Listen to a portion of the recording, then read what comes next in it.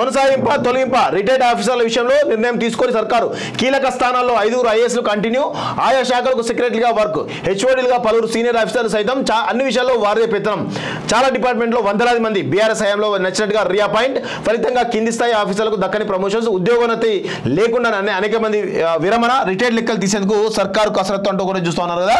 so కొనసాగుతున్న retired ఐఏఎస్లట పేరు other Sinha పశుసంవర్ధక శాఖ సెక్రటరీ ఇలా బయట కదా ఈ యొక్క స్కామ్ దీనిలో కూడా ఈయన బుక్కలయ్యారు వాస్తవంగా రాణి కుమిదిరి ఇక్కడ కార్మిక శాఖ ఉమర్ జలీల్ మైనార్టీ శాఖ మైనార్టీ శాఖ అంటే తెలిసిందే కదా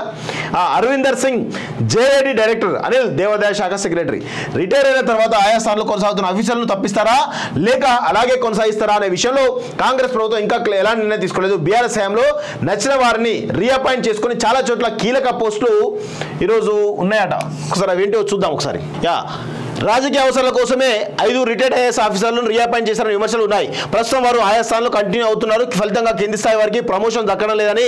అధికారులు ఆవేదన వ్యక్తం చేస్తున్నారు ప్రభుత్వం మారినా వారిని ఇంకా పాత స్థానంలో కొనసాగించడం ఏంటని సెక్రటరియట్లోని అధికారులు ఒక చర్చ జరుగుతుంది హెచ్ఓడీలో వారిదే పెద్దనమాట భిన్నాభిప్రాయాలు ప్రతి డైరెక్టర్లు తమకు నచ్చిన రిటైర్డ్ అధికారులు బీఆర్ఎస్ సర్కారు రీఅపాయింట్ చేసుకున్నారు కానీ ప్రస్తుతం వారు ఏ హోదాలో కొనసాగుతున్నారు ఎక్కడ పనిచేస్తున్నారు ఎప్పటి నుంచి పనిచేస్తున్నారు అనే పూర్తి విషయాలు ప్రభుత్వం వద్దలేవు అప్పటి సర్కారు మౌఖిక ఆదేశాల ఆధారంగానే సంబంధిత శాఖల సెక్రటరీలు వారు నియమించారనే ఆరోపణలు ఉన్నాయి ప్రధానంగా ఇరిగేషన్ ఆర్ఎండ్బిలో 10 ఏళ్లుగా రిటైర్డ్ అధికారులు మురళీధర్రావు గణపతి రెడ్డి రవీందర్రావు ఈఎన్సీగా కొనసాగుతున్నారు అసెంబ్లీ సెక్రటరీ నరసింహాచార్యులు 3 ఏళ్ల క్రితం రిటైర్ అయిన అదే పదవిలో కంటిన్యూ అవుతున్నారు అలాగే జెన్కో ట్రాన్స్కో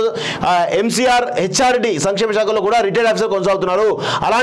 అలాంటి వారి వివరాలు సేకరించాలని సీఎస్ను సీఎం రేవంత్ రెడ్డి ఆదేశించినట్టు టాక్ అందుకే ఆయా హోదాలో కంటిన్యూ అవుతున్న రిటైర్డ్ ఆఫీసర్ల వివరాలు వెంటనే సెక్రటరీ పంపాలని సీఎస్ అన్ని శాఖల సెక్రటరీలు కమిషనర్లకు తాజాగా లేఖలు జారీ చేశారు సో ఇక్కడ విషయం ఏంటంటే ఎంతో మంది ఐఏఎస్లు కానీ ఎంతో మంది ప్రభుత్వ ఉద్యోగులు కానీ ఈరోజు ప్రమోషన్స్ రాక వీళ్ళు ఆల్రెడీ రిటైర్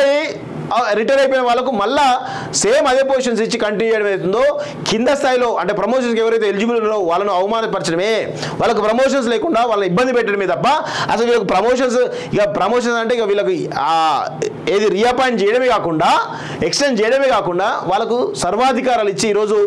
కల్వకుంట్ల అవినీతిలో వీళ్ళని కూడా భాగస్వాములు చేశారు సో వీళ్ళ వివరాలన్నీ కూడా దగ్గర పెట్టుకోవాలని చెప్పేసి నేను కోరుతా ఉన్నాను సో ఇంకొకటి న్యూస్ కూడా చూస్తా ఉన్నాను దానికి సంబంధించి ఇంకెంతమంది ఉన్నారట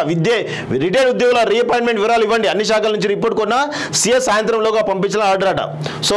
సదరు ఉద్యోగి రిటైర్ అయింది ఎప్పుడు వారి పేరు రిటైర్ అయ్యే నాటికి వారి హోదా ఏంటి ఇప్పుడు ఏ శాఖలో కొనసాగుతున్నారు రీఅపాయింట్మెంట్ అయింది ఎప్పుడు వారు ఏ హోదాలో కొనసాగుతున్నారు ఇంకా ఎంతకాలం కొనసాగేలా ఉత్తర్వులో మెన్షన్ అయింది ఇతర వివరాలు ఏమైనా ఉంటే తెలియజేయండి అంటూ ఒక న్యూస్ మొత్తం కూడా చూస్తూ ఉన్నాం సో అసలు వీళ్ళకి ఇవ్వాల్సిన అవసరం ఏంది నీ దగ్గర కరెక్ట్ స్టాఫ్ అన్నీ ఉన్నాక వీళ్ళని కొనసాగించిన అవసరం ఏంది అంటే మీ యొక్క అవినీతికి వీళ్ళు ఈరోజు పెద్ద ఎత్తున సపోర్ట్ చేస్తారనే కదా చేసి అంతే కదా ఇంకా వేరే ఏముంటుంది